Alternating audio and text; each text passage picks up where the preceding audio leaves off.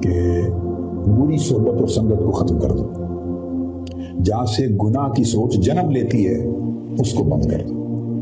बुरी सोबत और संगत को खत्म कर दो, ये मैं नसीहत कर रहा हूं।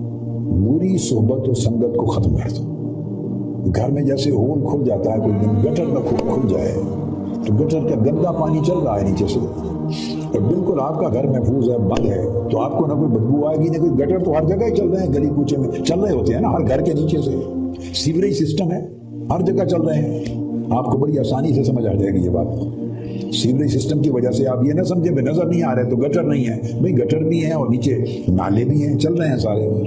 होता क्या है, किसी जगह से उसका ढकना उठ जाता है। जब ढकना उठ जाए तो दोनों इम्कानात हो सकते हैं, वो पानी बह के भी आपके घर में आ सकता है अगर दबाव करे, और बह के ना आए तो बदबू तो आएगी ही आएगी। अब ये जो औलिया की नसीहत है उसको बड़ा आसान कर देता हूं समझना।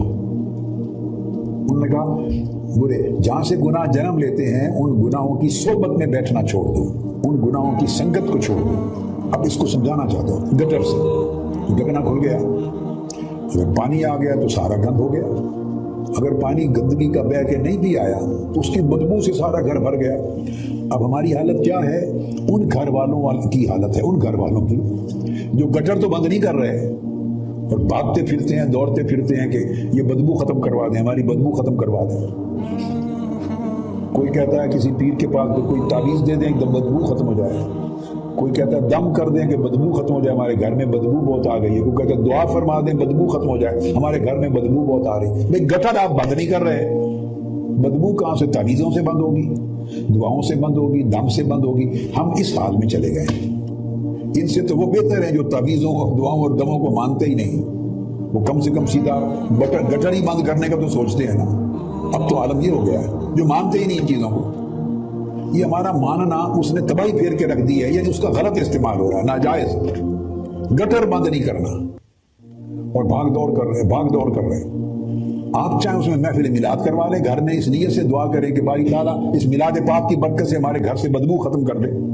आप 11वीं शरीफ करवा लें, आप कुरान मजीद के 10 खत्म कर लें, आप 1.25 लाख आयत करीमा पढ़ा लें, जो चाहे करते फिरें और कहें जी बदबू बंद हो जाए। तो बदबू कहां से बंद हो, आप गैर फितरी तरीके पर चल रहे हैं। क्योंकि बदबू जहां से जन्म ले रही है आपने वो तो बंद नहीं किया, तो बस ऊपर सब कुछ किए जा रहे हैं। तो ये अल्लाह के अहकाम, अल्लाह के रसूल की हिदायत के खिलाफ है। तो आप गटर बंद कर दें, उसका ढकना मुकम्मल तौर पे, अल्लाह अल्लाह और खैर सल्लल्लाह, आपकी बदबू बंद हो जाएगी। आपको तावीज़ों की और दमों की जरूरत नहीं है। ये है बेसिक फिनोमेना। तो औलिया कहते नाफरमानों की सोबत को छोड़ दो, जहां से नाफरमानी जन्म ले रही है। शक रखने वालों की सोबत में मत बैठो, उनसे दोस्ती न रखो, जहां से शक के जरासीम तुम्हारे ज़हनों में जा रहे हैं। बेदीनों की सोबत में न बैठो, जहां से बेदीनियत, लादीनियत, ला मजहबियत आपके अंदर सरायत कर रही है। फासिकों फाजरों की सोबत में न बैठो, जहां से फिस्क व फजूर के रुझानात आपके अंदर आ रहे हैं।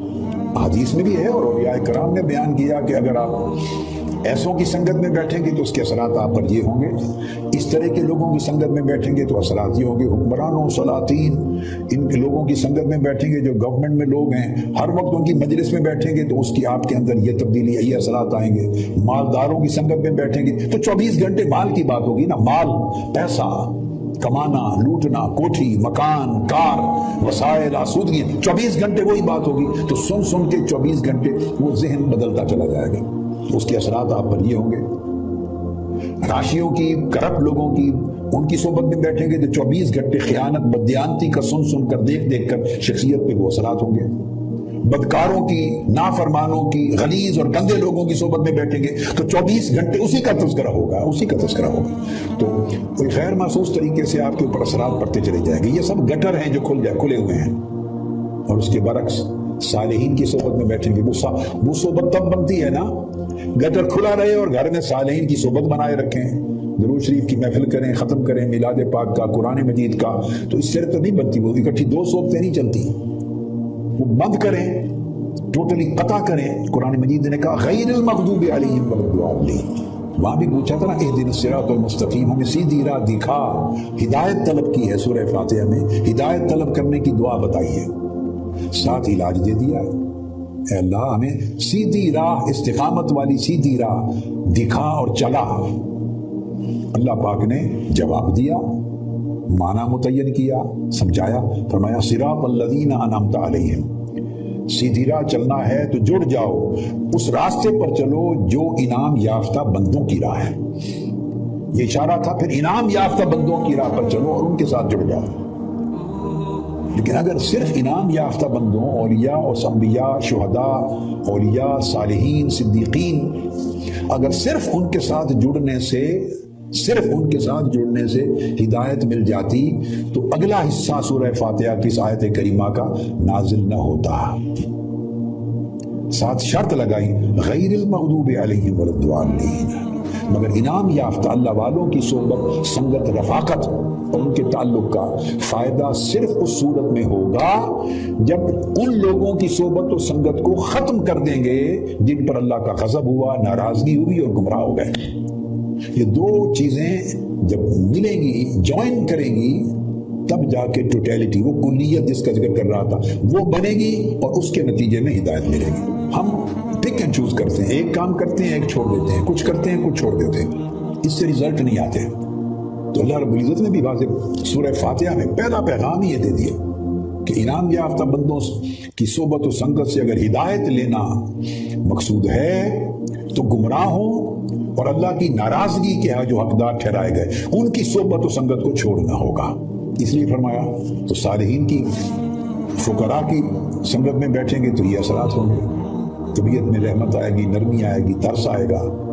اور اگر آپ اولیاء صالحین کی سنگت میں بیٹھیں گے تو پھر عبادت کی رغبت پیدا ہوگی، آخرت کا دھیان پیدا ہوگا۔ جیسی صحبت و سنگت ویسے اثرات، اور جیسے اثرات ویسے آگے طبیعت کی تشکیل۔ یہ ہے بنیادی فینومین۔ کامل اولیاء اور بڑے کامل عرفاء اور اولیاء کاملین سے پوچھا گیا کہ ہم گناہوں میں لت پت ہیں یا شکوک و شبہات میں ہیں یا ایمان اور یقین کی کمزوری ہے، اس طرح کی کیفی اور گناہ میں سے نہیں ہٹ سکتے، تو کیا کریں، اس کا علاج کیا ہے؟ تو ہمیشہ جواب دیتے کہ بری صحبت اور سنگت کو ختم کر دو، جہاں سے گناہ کی سوچ جنم لیتی ہے اس کو بند کر دو، بری صحبت اور سنگت کو ختم کر دو۔ یہ میں نصیحت کر رہا ہوں، بری صحبت اور سنگت کو ختم کر دو۔ گھر میں جیسے ہول کھل جاتا ہے، کوئی گٹر کا کھل جائے تو گٹر کا گندا پانی چل رہا ہے نیچے سے، اور بالکل آپ کا گھر محفوظ ہے، بند ہے، تو آپ کو نہ کوئی بدبو آئے گی نہ کوئی۔ گٹر تو ہر جگہ چل رہے ہیں، گلی کوچے میں چل رہے ہوتے ہیں نا، ہر گھر کے نیچے سے سیوریج سسٹم ہے، ہر جگہ چل رہے ہیں۔ آپ کو بڑی آسانی سے سمجھ آ جائے گی یہ بات۔ سیوریج سسٹم کی وجہ سے آپ یہ نہ سمجھے بے نظر نہیں آ رہے تو گٹر نہیں ہے، بھئی گٹر بھی ہیں اور نیچے نالے بھی ہیں، چل رہے ہیں سارے۔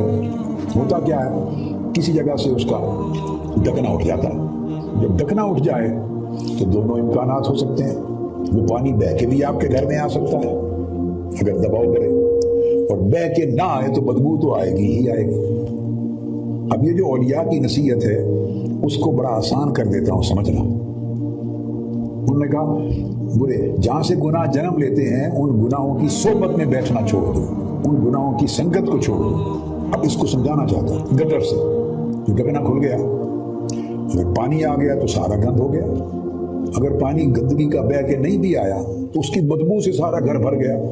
اب ہماری حالت کیا ہے، ان گھر والوں کی حالت ہے، ان گھر والوں کی جو گٹر تو بند نہیں کر رہے اور بھاگتے پھرتے ہیں، دوڑتے پھرتے ہیں کہ یہ بدبو ختم کروا دیں، ہماری بدبو ختم کروا دیں۔